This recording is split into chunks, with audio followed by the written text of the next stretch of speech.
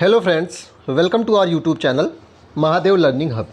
दोस्तों, आज के सेशन के अंतर्गत हमने जो अपने नए यूट्यूब चैनल पे एक नई सीरीज़ चलाई थी, जिसमें हम क्या कर रहे हैं, एनसीईआरटी क्लास 6 to 12 पूरा एनसीईआरटी क्लास 6 to 12 तक इंग्लिश में कवर करेंगे। इंग्लिश से मीडियम वाले बच्चों ने बहुत ज़्यादा मांग रखी थी कि इंग्लिश में भी कवर करिए, क्योंकि हमारा जो पिछला चैनल है टीचिंग एग्जाम ओवरलोड, जो हमारा एक और चैनल है, उसमें हम हिंदी एनसीईआरटी सीटेट और बाकी अन्य बच्चों के लिए भी पढ़ाते हैं, और इस चैनल पे हम इंग्लिश वाले बच्चों के लिए ध्यान में रख कर क्लासेस लेंगे।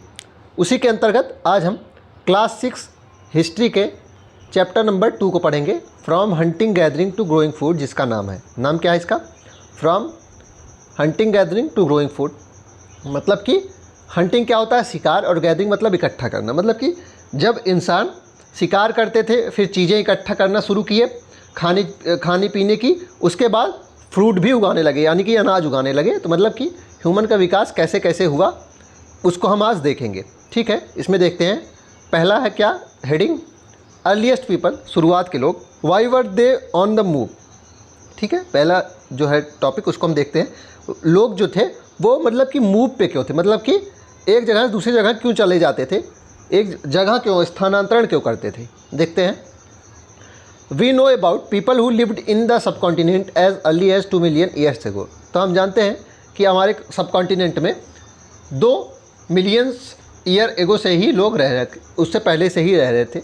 Today we describe them as hunter gatherers. हम उनको आज क्या कहते हैं, हंटर या गैदरर्स। मतलब कि जो अर्ली सिविलाइजेशन थी, जो हमारी सब कॉन्टिनेंट में रह रही थी, उसको हम हंटर्स या फिर गैदरर्स कहते हैं, या फिर हंटर गैदरर्स मिला के कहते हैं, जिसका अर्थ क्या है, शिकारी और एकत्र करने वाले लोग थे। The name comes from the way in which they got their food. और यह नाम कैसे आया है, वो कैसे अपने फूड को प्राप्त करते थे, उसी वजह से उनको ये नाम दिया गया है। Generally they hunted wild animal, वे जंगली जानवर को हंट करते थे, शिकार करते थे, फिश को पकड़ते थे, बर्ड्स को पकड़ते थे, तो इसलिए उनका नाम हंटर्स हो गया। ठीक है, इसलिए क्या हो गया, हंटर्स हो गया। अब गैदर्स क्या करते थे, फल को, रूट्स को, जड़ों को, नट्स, सीड्स, पत्तियाँ, स्टाक्स एंड एग्स, विभिन्न चीज़ें जमा करते थे। ये चीज़ें क्या हो गई, इसलिए उनको क्या कहा गया, गैदरर्स भी कहा गया। ठीक है, इसलिए इन्हें क्या कहा गया, गैदरर्स कहा गया। आगे देखते हैं। Hunters gatherers move from place to place. ठीक है, अब इसमें एनसीईआरटी में क्वेश्चन भी आया है, एनसीईआरटी में अभी आप देखेंगे क्वेश्चन भी आया है, तो ये क्वेश्चन देख लीजिएगा कि हंटर्स और गैदरर्स जो थे वो मूव क्यों करते थे, एक जगह से दूसरी जगह पे क्यों मूव करते थे। There are many reason for this, इसके कई कारण हैं। पहला कारण देखते हैं। First, if they had stayed at one place for a long time they would have eaten up all the available plant and animal resource. अब आप ही सोच लीजिए, मान लीजिए कोई रिसोर्स लिमिटेड है, मान लीजिए कि आप किसी ऐसी जगह पर रह रहे हैं जहाँ पे 1000 पेड़ हैं। ठीक है, क्या है, 1000 ट्रीज़ हैं। ठीक है, फल लगने वाले। हाँ, उसके अलावा क्या है कि एक नदी है, नदी में मछलियाँ हैं, और एक जंगल है जहाँ पे कुछ जानवर हैं। ठीक है, आप सिर्फ इतने संसाधन से कितने सालों तक आप वहाँ रह सकते हैं, बताइए। ये भी नष्ट हो जाएंगे। नदी के भी रिसोर्स, आप मछलियाँ पकड़ते पकड़ते अगर मछलियों का अति दोहन कर लेंगे, जो वर्तमान समय में देखा जा रहा है, तो मछलियों की भी कमी हो जाएगी, और जानवरों का भी शिकार कर लेंगे तो वो भी एक्सटिंक्ट हो जाएंगे, जैसे आज बहुत सारे जानवर एक्सटिंक्ट हो गए हैं। तो उसमें पहला कारण यही बताया जा रहा है कि हंटर्स और गैदर्स ये एक जगह से दूसरी जगह क्यों मूव करते थे, क्योंकि अगर वो ज़्यादा समय तक एक जगह पर रह लेते तो जो प्लांट के रिसोर्सेस हैं और एनिमल्स के जो रिसोर्सेस हैं वो नष्ट हो जाते। Therefore they would have had to go elsewhere in such food. इसलिए उन्हें उस समय क्या होता था कि एक जगह से दूसरी जगह जाना ही पड़ता था फूड के लिए। ठीक है, क्योंकि फूड की कमी, रिसोर्सेज की कमी हो जाती थी, तो एक जगह से दूसरी जगह जाना ही पड़ता था। दूसरा कारण देख लेते हैं। Animals move from place to place either in search of smaller prey और in the case of deer and wild cattle in search of grass and leaves. That's, हाँ, दूसरा पॉइंट इसमें अब पूरे पढ़ने की आवश्यकता नहीं है, सीधे सीधे बता दे रहा हूँ कि इंसान की तरह जानवर भी तो मूव करेंगे भाई। जो वाइल्ड एनिमल्स हैं, जो जंगली जानवर हैं, वो छोटे जहाँ शिकार मिलेंगे वहाँ जाने की ज़्यादा कोशिश करेंगे, जहाँ खरगोश, इन सब चीज़ों को मारने की, हिरन आदि को जंगली जानवर ज़्यादा कोशिश करेंगे तो उस जगह जाएंगे। और ये जो छोटे जानवर हैं ये कहाँ जाएंगे, ये भी जगह बदलते हैं, जहाँ इनको घास मिलेगी, ग्रास लैंड्स में ये जाएंगे। तो ये भी जब जगह बदलेंगे तो इनका शिकार करने वाले इंसान भी बदलेंगे। भाई जब ये छोटे जानवर हैं ये अपनी जगह बदले, क्योंकि इनको खाना चाहिए, इनको घास के नए मैदान चाहिए, फिर इनके शिकार करने वाले भी इनके पीछे पीछे आए, फिर ये जंगली जानवर का शिकार करने वाले भी इनके पीछे आएंगे। तो ये दूसरा कारण हो गया। तीसरा कारण है third, plant and tree bear fruit in different season. अब तीसरा कारण क्या है कि जो विभिन्न प्लांट्स होते हैं वो डिफरेंट सीजन में फल देते हैं। भाई अब देख लीजिए, आम के फलने का समय अलग होता है, ठीक है, बाकी अन्य फलों का फलने का समय अलग अलग होता है। तो प्लांट और ट्रीज जो हैं वो फ्रूट्स को बियर करते हैं अलग अलग सीजन में। सो पीपल में have move from season two season in search of different kind of plants. तो अलग अलग तरीके के पौधों के लिए उन्हें अलग अलग जगह पे अलग अलग सीजन में जाना पड़ता है। चौथा कारण देख लेते हैं। चौथा कारण है वाटर। चौथा कारण क्या है? वाटर। अब वाटर रिसोर्सेज जहाँ ख़त्म होने लगेंगे तो चाहे जितने फूड रिसोर्सेज रहें, वाटर रिसोर्सेज के लिए उनको जगह बदलनी ही पड़ेगी, ठीक है। तो water is found in lakes, streams and rivers, while many rivers and lakes are perennial with water. अब पेरिनियल रिवर क्या होता है ये भी एक पॉइंट देख लीजिए, कि जिसमें इसको हम कह सकते हैं 12 मासी। क्या? 12 मासी एक तद्भव वर्ड है, ठीक है। 12 मासी मतलब कि 12 महीने जहाँ जिसमें जल होता है उसको हम पेरिनियल रिवर कहते हैं, ठीक है। और सीजनल रिवर किसे कहते हैं? मतलब एक सीजन विशेष में बरसात के मौसम में ही जल की मात्रा उपलब्ध होती है।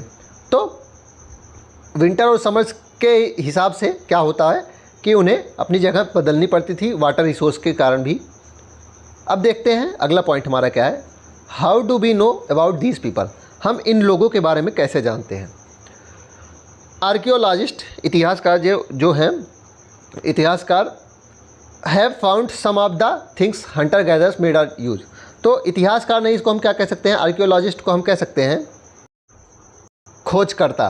तो खोजकर्ता जो हैं found some of the things hunter gatherers made and use. तो कुछ चीज़ें उन्होंने पाया जो हंटर्स गैदर्स यूज करते थे, ठीक है, और बनाए थे। It is likely that people made and use tools of stone, would and bone. तो ये देखा गया है कि जो उस समय के लोग थे वो टूल्स जो बनाते थे या तो वो पत्थर के थे, या तो वो लकड़ी के थे, या तो वो बोन्स यानी कि हड्डियों के थे, ठीक है। और जिसमें जो पत्थर है वो ज़्यादा समय तक चलता है, इसलिए वो ज़्यादा समय तक सर्वाइव किया। Some of these stones tools were use to cut meat. अब इसके विभिन्न काम बताए गए हैं, उतना आपको समझने की ज़रूरत नहीं है। जैसे कि मांस काटना, बोन्स काटना, छाल निकालना पेड़ों के, ठीक है, एनिमल्स की स्किन्स निकालना, फूड को चॉप करना, काटना, रूट्स काटना, तो ये सारे काम हो गए, ठीक है, ये सारे काम हो गए। बाकी अब इसमें कुछ खास इंपॉर्टेंट नहीं है। आगे देखते हैं। अगर क्वेश्चन पूछा जाएगा what are the uses of these instruments और दीज टूल्स, तो ये बता दिए, यहाँ से यहाँ तक पॉइंट हो जाएगा, ठीक है। आगे देखते हैं। Choose a place to live in. अब हम इसमें अगला पॉइंट क्या है कि कैसे चुना जाता था उस समय कि हमें कहाँ रहना है, क्योंकि जगहें तो बहुत थी, लेकिन अगर आप देखेंगे तो कुछ विशेष ही जगह पे रहा गया। जैसे कि मैप देखते हैं हम लोग, पहले मैप ही देखते हैं। सम इम्पॉर्टेंट आर्कियोलॉजिकल साइट्स, ठीक है, कुछ विशेष जगह हैं, इनको देखते हैं। जैसे कि दाऊजली हार्डलिंग नॉर्थ ईस्ट में, चिरांद बिहार में है, भीमबेटका कहाँ है? मध्य प्रदेश, कोल्डी हवा प्रयागराज, ठीक है। मेहरगढ़ कहाँ है? बलूचिस्तान में, लिख लीजिएगा।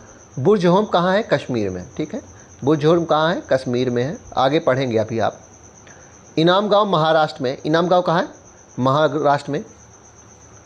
हुशुंगी कर्नाटक में, कुर्नूल जो है वो आंध्र प्रदेश में, कुर्नूल कहाँ है? आंध्र प्रदेश में, ठीक है। अब देखते हैं इसमें। Look at map 2। मैप 2 में देख लिए हम लोग। All the places marked with red triangles are sites from which archaeologist have found evidence of hunter gatherers, ठीक है। तो जो रेड ट्रायंगल से जो जगहें बताई गई हैं वो कौन से एविडेंस है जहाँ पे हंटर्स गैदरर्स मतलब कि जो शुरुआत की जो मनुष्य थे वहाँ रहते थे, जैसे कि भीमबेटका, हुशुंगी, कुर्नूल, ठीक है। अभी आप देखें कुर्नूल वो जगह है जहाँ आग की खोज मानी जाती है, जहाँ आग के साक्ष्य सबसे पहले मिले हैं, वही कुर्नूल जगह है, ठीक है। आगे देखते हैं। Only some are shown on the map, ठीक है, बहुत सारी जगह हैं जहाँ ये रहते थे, मैप में कुछ ही जगहों को दिखाया गया है। Many sites were located near source of water such as river and lake. तो जितनी भी साइट्स हैं इसमें से लगभग बहुत सारी साइट्स हैं जो देखेंगे अगर आप, जैसे कि भीमबेटका देखिए नर्मदा रिवर के नज़दीक है, ठीक है। हुशुंगी और कुर्नूल देखिए कृष्णा रिवर के आसपास ही है ना। तो आप जितनी भी साइट्स देखेंगे, यही नहीं, आप नियोलिथिक जो नवपाषाण काल की साइट्स हैं, पैलियोलिथिक पूरा पाषाण काल, मेगालिथिक, ठीक है, सारी भी साइट्स जितने भी देखेंगे वो देखेंगे किसी न किसी नदी के किनारे ही होंगी, ज़्यादातर यही चांसेस थे। आगे देखते हैं। As stone tools were important people try to find place where good quality stone was easily available. ठीक है, क्योंकि स्टोन टूल्स जो थे, जो पत्थर के औजार थे, वो इंपॉर्टेंट थे, इसलिए लोग हमेशा ऐसी जगह चुनने का प्रयास करते थे जहाँ के जो स्टोन्स हैं वो क्वालिटी में अच्छे होते थे और जो ज़्यादा समय तक चल पाएँ। ठीक है, भीमबेटका के बारे में बताया गया है रॉक सेल्टर्स। रॉक सेल्टर्स मतलब कि गुफाएँ, पत्थर की शैल गुफा, इसको हम क्या कह सकते हैं, शैल गुफा। ठीक है, पत्थरों की गुफा काट के यहाँ रहा जाता था, जिससे क्या होता था, शेल्टर इनको मिलता था बरसात में, गर्मी में, हवाओं से। ठीक है, ये मिलता था और नर्मदा वैली में ये था, इसको ध्यान रखिएगा। ठीक है, नर्मदा वैली के आसपास था। आगे दिया गया है many of the caves in which these early peoples lived have painting on the walls. ठीक है, तो शैल चित्रकला, अब अगला पॉइंट क्या है, शैल चित्रकला, यानी कि जो पत्थर की गुफाएं थी, जो पत्थर की गुफाएं थी, उन पे जो चित्र बनाए जाते थे उन्हें ही रॉक शेल्टर पेंटिंग कहा जाता था, रॉक पेंटिंग कहा जाता था। ठीक है, उसमें से कुछ बेस्ट एग्जाम्पल हैं मध्य प्रदेश में और सदर्न उत्तर प्रदेश में, जैसे कि ये जो ऊपर आपने पढ़ा, कौन सा, भीमबेटका, इसमें भी चित्रकला के बारे में बताया गया है। ठीक है, इसमें भी चित्रकला के बारे में दिखाई, जैसे कि ये देखिए, ये पत्थरों पे उकेरा जाता था, पत्थरों पे उकेरा जाता था, यही है शैल चित्रकला। साइट्स क्या हैं, साइट्स देख लीजिए। Sites are places where the remains of things, जैसे कि टूल्स। तो साइट्स ऐसी जगह हैं, अब साइट मतलब कि जैसे जगह तो बहुत है, आप जहाँ रह रहे हैं वो भी तो एक जगह है, लेकिन पैलियोलिथिक साइट्स, नियोलिथिक साइट्स, इसको हम कैसे जानेंगे, तो साइट्स हम उसको कह देते हैं सिंपली, हिस्टोरियंस या फिर आर्कियोलॉजिस्ट्स के हिसाब से साइट्स को हम देखेंगे, उनको कहा जाएगा जहाँ पे कुछ रिमेन्स, जहाँ पे कुछ अवशेष मिले हैं टूल्स के, औजारों के, पॉट्स या बर्तन मिले हैं, बिल्डिंग्स कुछ मिली हैं, जैसे कि कह सकते हैं कि सिंधु घाटी सभ्यता हो गई, तो ये साइट्स है। ठीक है, these were made used and left behind by people, तो ये बनाई गई, यूज की गई और पीपल के द्वारा छोड़ दी गई। ठीक है, ये या तो अर्थ के सरफेस पर मिलते हैं या तो अर्थ में दफन हुए हैं और कभी कभी तो जलमग्न में भी मिल जाते हैं। ठीक है, इसको हम जान रखते हैं। अब आग के बारे में हम जानते हैं, finding out about fire, finding out about fire मतलब आग के बारे में हम जानें। Find the Kurnool caves on map, Kurnool गुफा आपको दिखा दी गई थी। ठीक है, traces of ash have been found here, तो ऐश मतलब राख, ऐश मतलब क्या होता है, राख के जो सबसे पहले ट्रेस मिले थे, जो अवशेष मिले थे, यही मिले थे। This suggest that people were familiar with the use of fire, और ये हमें ये बताते हैं कि उस समय लोग आग से जो थे वो परिचित थे। Fire could have been used for many things, आग जैसे कि हम अंदाज़ा लगा सकते हैं कि बहुत सारी चीज़ों के लिए यूज किए जा सकते थे, जैसे कि लाइट के लिए, मीट को पकाने के लिए और जानवरों को डराने के लिए। फिलहाल उस समय तो इन्हीं तीन चीज़ों का सर्वाधिक यूज होता था आग का, क्योंकि उनको लाइट की सबसे ज़्यादा आवश्यकता होती होगी और उनको खाने पकाने की, मीट पकाने की सबसे ज़्यादा आवश्यकता, और जानवरों से डर के लिए आग जलाते होंगे, और तो कोई उनका यूज़ नहीं होता होगा। अच्छा, नेम्स देखते हैं, names and dates. Archaeologist have given lengthy names for the time that we are studying, they call the earliest period the palaeolithic. तो आर्कियोलॉजिस्ट जो थे वो बहुत सारे लेंदी नाम दिए हैं। सबसे अर्लीस्ट पीरियड को क्या कहा गया है, पैलियोलिथिक, क्या, पैलियोलिथिक कहा गया है। This comes from the two Greek word, ये दो ग्रीक वर्ड से बना है, पैलियो प्लस लिथोस।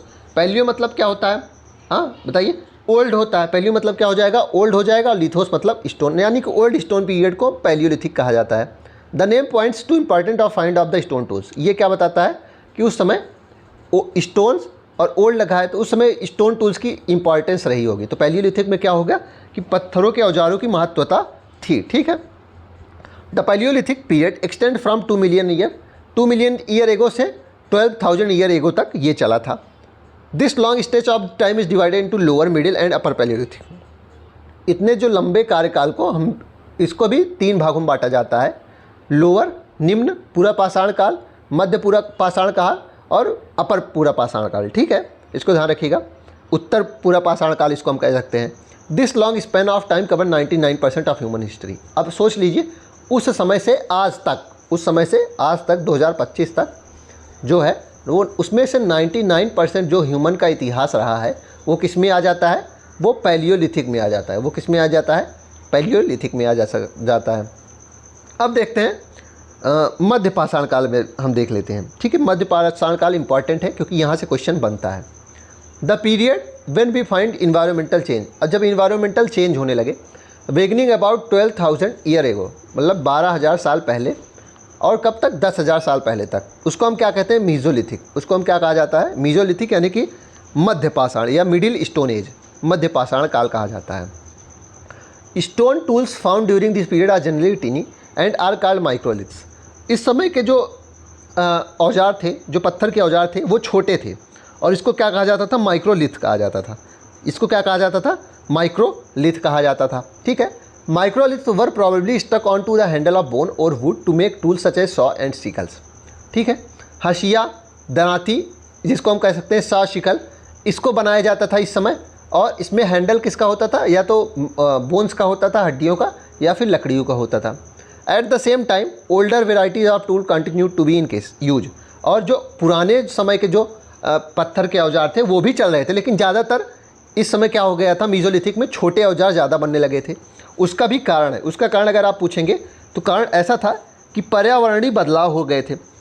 पर्यावरणीय बदलाव हो गए थे तो छोटे घास के मैदान ज़्यादा हो गए। ठीक है, उस समय क्या हो गया, पर्यावरणीय बदलाव हो गए, टेम्परेचर बढ़ा तो घास के मैदान ज़्यादा हो गए। घास के मैदान ज़्यादा हो गए तो घास पर जीवित रहने वाले जानवरों की अधिकता हो गई।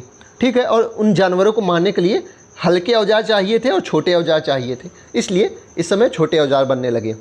अगला जो स्टेज आता है वो कौन सा है, 10,000 साल के पहले का है और इसको नियोलिथिक कहा जाता है। इसको क्या कहा जाता है, नियोलिथिक। ठीक है, इसको क्या कहा जाएगा, नियोलिथिक कहा जाएगा। We have also mention the name of some places, you will find name of many more places in later chapter. ठीक है, ये आगे देखेंगे आप लोग। अगला पॉइंट देखते हैं, changing environment. Changing environment. Around 12,000 year ago, there were major change in the climate of the world with a shift to relatively warm condition. ऊपर जो मैंने बताया है वही चीज़ है। In many areas, this led to development of grassland. तो मैंने ऊपर जो बताया कि गर्म कंडीशन होने लगी थी, गर्म वातावरण की वजह से ग्रासलैंड्स बढ़ गए थे।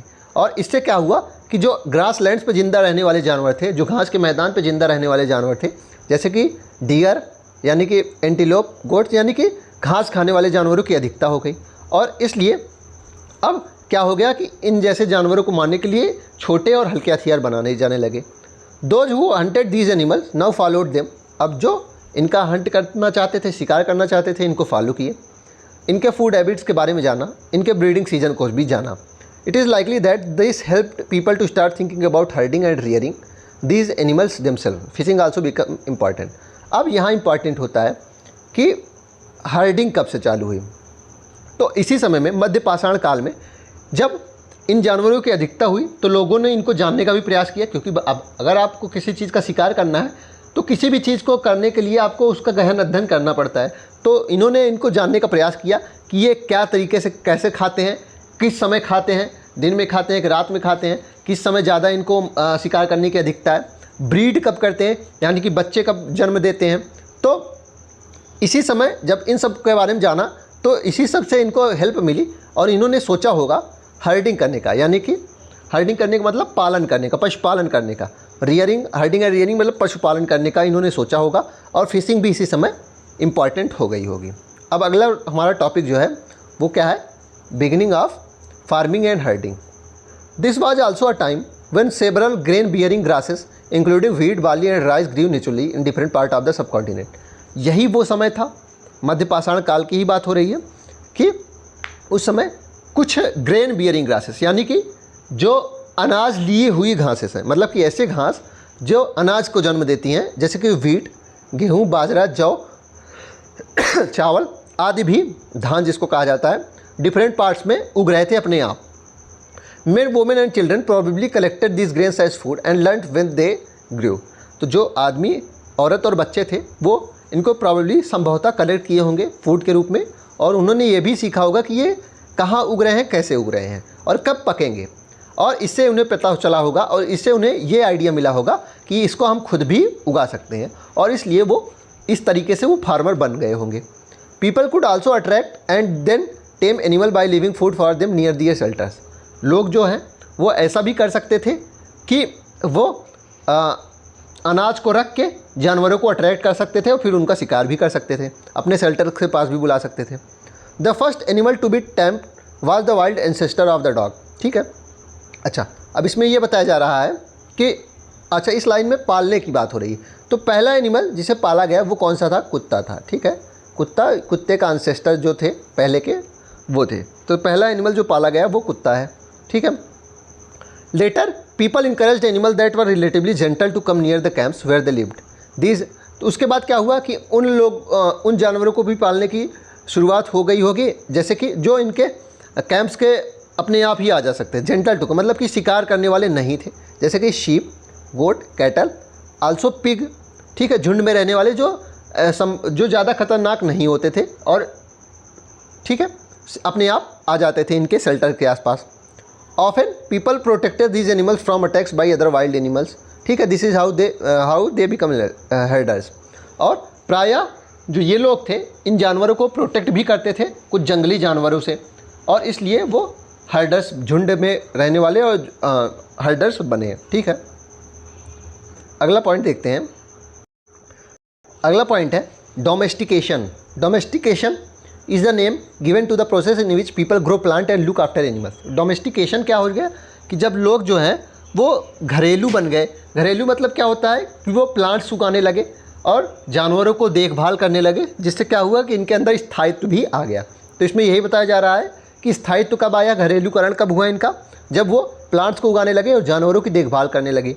Very often plants and animal that are tended by people become different from wild plants and animals. This is because people select plant and animal for domestication, ठीक है। तो इसमें ये बताया जा रहा है कि बहुत बार ऐसा होता था कि जो प्लांट्स और एनिमल्स थे जो लोगों के द्वारा जो मतलब कि देखभाल किए जा रहे थे वो वाइल्ड प्लांट्स, जंगली जानवर और जंगली पौधों से अलग होते थे। ऐसा क्यों होता था?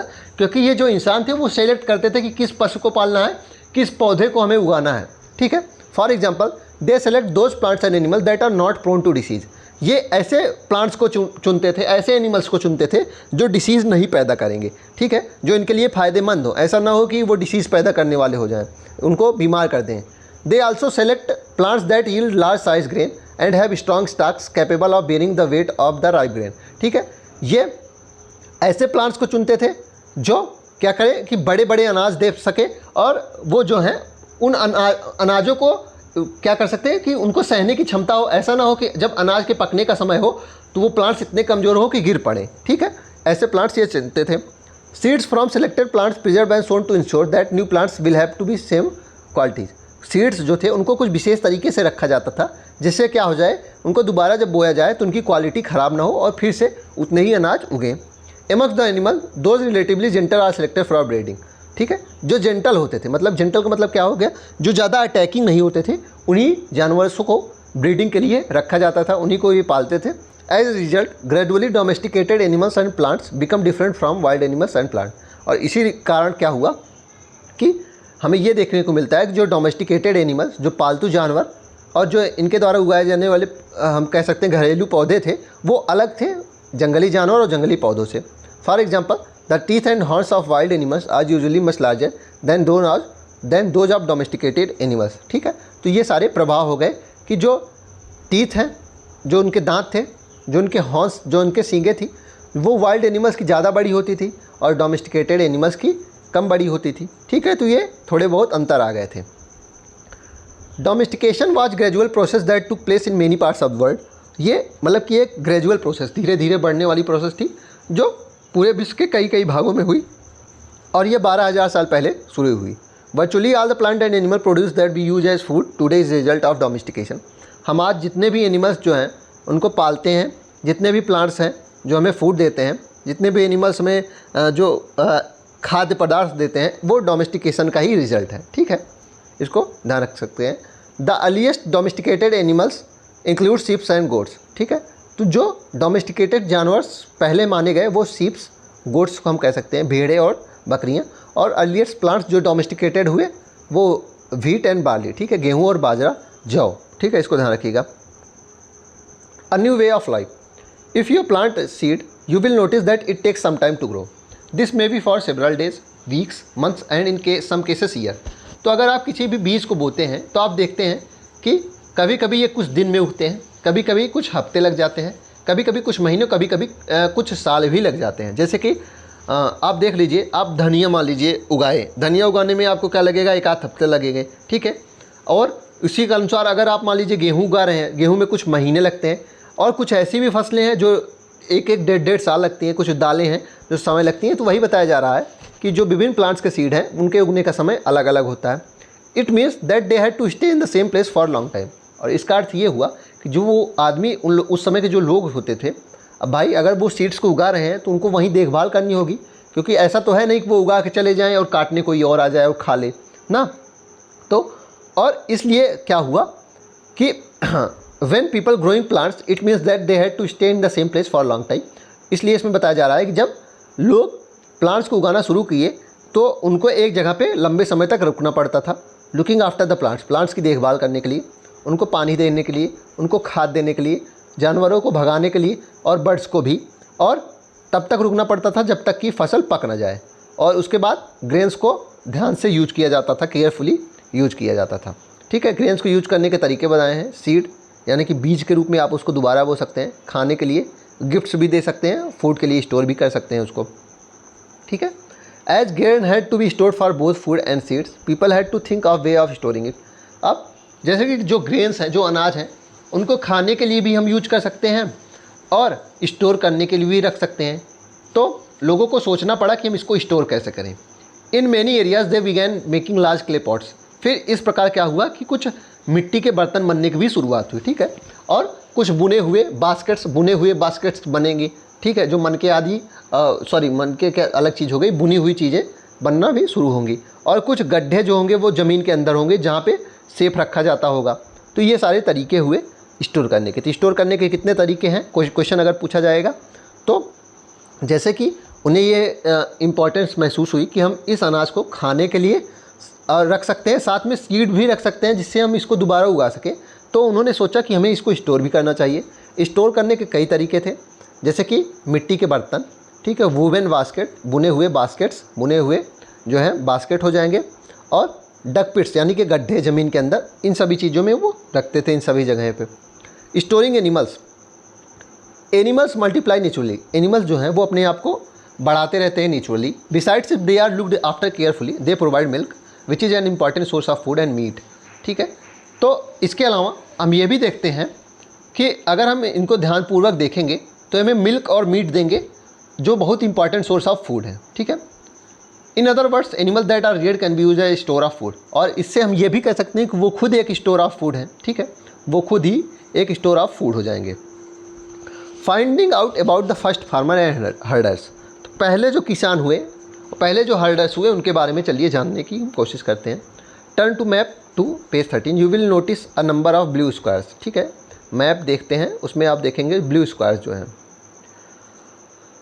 मेहरगढ़, कोल्डीहुआ प्रयागराज, चिरांद बिहार, ठीक है, पयमपाली, हल्लूर, ये सारी जगह हैं।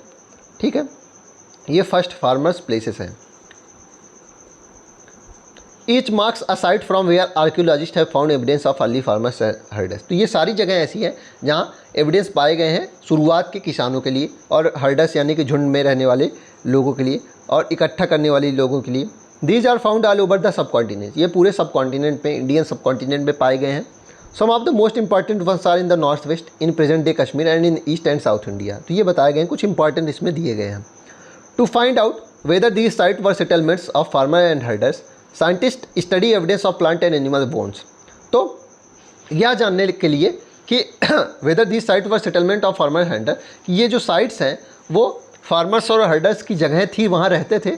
साइंटिस्ट ने किस चीज़ों के एविडेंस पाए हैं? प्लांट्स और एनिमल बोन्स के। एनिमल बोन्स के अब पाए हैं और प्लांट से, इससे उन्होंने पता किया कि ये जगह फार्मर्स और हर्डर्स की सेटलमेंट थी। One of the most exciting finds include remains of burnt grain. जले हुए अनाज के जो साक्ष्य मिले उससे भी ये पता चल जाता है। ठीक है, scientist can identify these grains and so we know that a number of crops were grown in different parts of the subcontinent. ठीक है, साइंटिस्ट इन ग्रेन्स को भी पहचान सकते हैं, जिससे हमें ये पता चलता है कि उस समय हमारे सब कॉन्टिनेंट्स के डिफरेंट पार्ट्स में डिफरेंट अनाज बोए जाते थे। They can also identify the bones of different animals. वे ये भी पहचान सकते थे कि कौन से जो बोन्स हैं वो किस जानवर के हैं। ठीक है, टूवर्ड्स आर सेटल लाइफ। अब एक सेटल्ड मतलब कि स्थायित्व जीवन की ओर आगे बढ़ना। Archaeologist have found traces of huts और houses at some sites, for instance in Burzahom in present day Kashmir. ठीक है, तो अब देखते हैं, सबसे पहला पॉइंट है सेटल्ड लाइफ में बुर्ज होम पहला एग्जाम्पल है। ये कहाँ है? कश्मीर में। अब कश्मीर के बारे में आप जानते हैं कि वो ठंडा प्लेस था। ठंडा प्लेस यानी कि वो कहाँ रहते थे? अभी आप देखेंगे आगे कि वो जो प्रेजेंट डे कश्मीर में है, ये बिल्ड पिट हाउस में रहते थे। पिट हाउस मतलब क्या हो जाएगा? गर्तवास। क्या? गर्तवास। गर्तवास मतलब क्या हो जाएगा? गड्ढे में रहते थे। अब आप खुद ही जानते हैं गड्ढे में रहेंगे तो क्या होगा कि वहाँ अमूमन जो ठंडी हवाएं चलती हैं, जो शुष्क हवाएं चलती हैं, वो नीचे थोड़ी ना लगेंगी, तो वो अपने आप को ठंड से बचाने के लिए गर्तवास में रहते थे। With steps leading into them, जिसमें क्या होती थी? सीढ़ियाँ भी लगी रहती थी। ठीक है, सीढ़ियाँ रहती थी। ये गड्ढा है और ये मान लीजिए नॉर्मल प्लेस है, तो सीढ़ियाँ भी यहाँ रहती थी। These may have been provided shelter in cold weather. तो आमतौर पे सिंपल तरीका है, पता चल जा रहा है ठंडियों में इसका यूज होता होगा। Archaeologists have also found cooking hearths both inside and outside the hut, which suggests that depending on the weather, people could cook food either indoors or outdoors. तो इसमें ये बताया जा रहा है कि जो आर्कियोलॉजिस्ट थे उन्होंने ये भी पाया है, खोजकर्ताओं ने, कि ये इनके गर्तवास में खाने पकाने की जो जगह थी वो अंदर भी थी और बाहर भी थी। कुकिंग हट्स वो अंदर भी थी और बाहर थी, जिससे हमें ये पता चलता है कि जब मौसम अच्छा होता होगा, धूप निकलती होगी समर टाइम में, वो क्या करते होंगे? बाहर खाना पकाते होंगे, और जब बहुत ज़्यादा शुष्क हवाएं चलती होंगी तो ये खाना अंदर भी पका लेते थे। Stone tools have been found from many sites as well. और पत्थर के औजार भी मिले हैं। Many of these are different from the earlier palaeolithic tools and this is why they are called neolithic. तो इसमें से बहुत सारे जो पत्थर हैं वो पैलियोलिथिक टूल्स, पूरा पाषाण काल के पत्थरों से अलग थे, इसलिए इनको एक नया नाम दिया गया नियोलिथिक, यानी कि नवपाषाण काल। These includes tools that were polished to give a fine cutting edge। अब इसमें क्या खासियत थी? पहले क्या होता था कि पत्थरों को ही यूज कर लिया जाता था। इसमें जो है फाइन कटिंग एजेस थे। मतलब कि फाइन कटिंग एजेस का मतलब क्या हो जाएगा कि बहुत तेज़ धारदार थे, ये धार बना लेते थे। ठीक है, अब तक क्या हो, अब क्या करने लगे थे इंसान? पत्थरों को धार देने लगे थे, जिससे क्या हो गया कि एक ही बार में क्या हो, मांस और हड्डियाँ आदि कट जाएँ। ठीक है, आगे देखते हैं। At the same time, tools of the Paleolithic types continued to be made and used, and remember some tools were also made of bone। और इसी समय न्यूलिथिक तो थे ही, लेकिन पैलियोलिथिक टाइप्स के भी औजार यूज होते थे। कुछ जो थे वो बोन से भी बने थे, मतलब इस समय भी पुराने समय के औजार भी यूज होते थे। ठीक है, many kind of earthen pots have also been found. ठीक है, कुछ पॉट्स भी मिले थे। दीज वर समटाइम्स डेकोरेटेड, कभी कभी ये डेकोरेट किए रहते थे और चीज़ों को इकट्ठा करने के लिए रखे जाते थे। People began using pots for cooking food, खाना पकाने के लिए, specially grains like rice, wheat and lentils that now become an important parts of the diet. तो लोग भोजन पकाने के लिए बर्तनों का यूज करते थे। Besides they began weaving clothes using different kind of materials. ये उस समय बुनाई भी करना कपड़ों की सीख चुके थे, जिसमें अलग अलग मटेरियल्स के जो कपड़े होते थे, जैसे कि cotton that now could be grown. और इस समय तक क्या हो गया था कि कॉटन उगाना शुरू हो गया था। ठीक है, कॉटन उगाना इस समय तक शुरू हो गया था। Did thing change everywhere and all at once. क्या क्वेश्चन आता है अब कि क्या चीज़ें हैं जो हर जगह एक ही बार में बदल गई थी? नॉट क्वाइट, नहीं, ऐसा नहीं है। In many areas men and women still continue to hunt and gather food and elsewhere people adopting farming and herding. तो मतलब ऐसा नहीं है कि हर जगह एक ही तरीके से बदलाव हो रहे थे।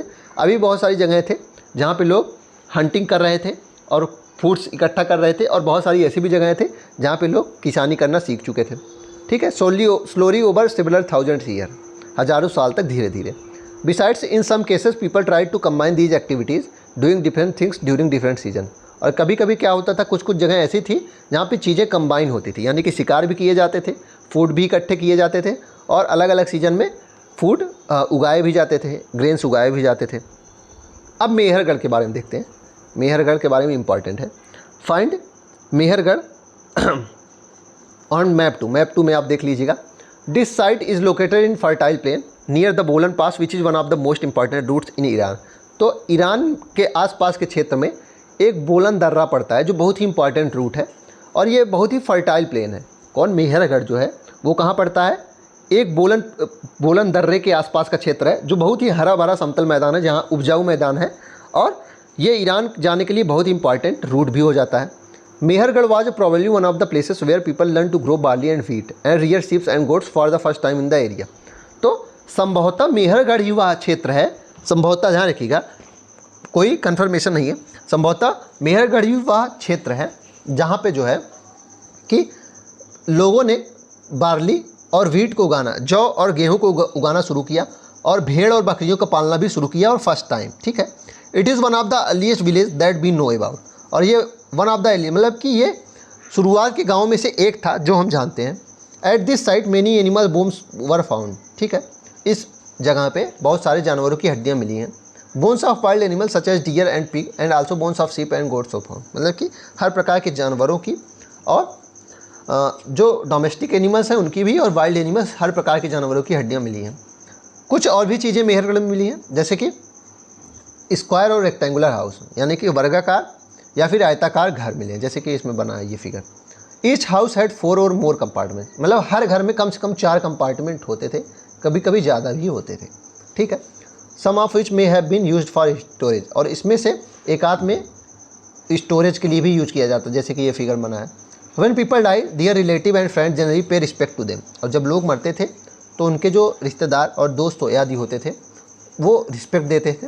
पीपल लुक आफ्टर देम, और जो लोग हैं उनके बारे में, उनके पीछे उनके बारे में देखा करते थे, मतलब उनकी देखभाल करते थे। Perhaps in the belief that there is some form of life after death, और उनका ये भी मानना था कि मौत के बाद भी एक जीवन होता है, इसलिए उस समय ऐसी चीज़ें होती थी कि मृत्यु के बाद भी जीवन है, ऐसा ये मानते थे, और मृत्यु के बाद ये उनको सम्मान जताते थे, और ये मानते थे कि मृत्यु के बाद भी जीवन है।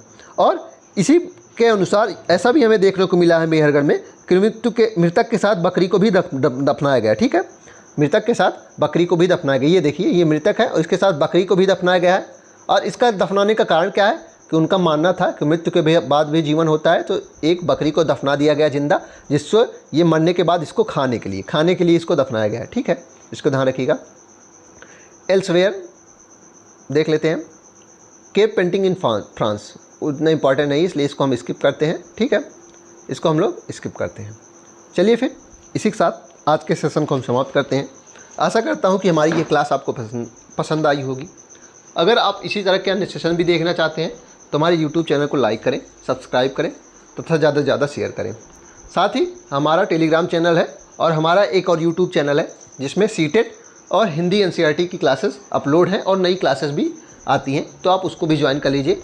आपको सारे नोटिफिकेशन और सारी क्लासेस के बारे में पता भी चलता रहेगा। चलिए फिर, धन्यवाद।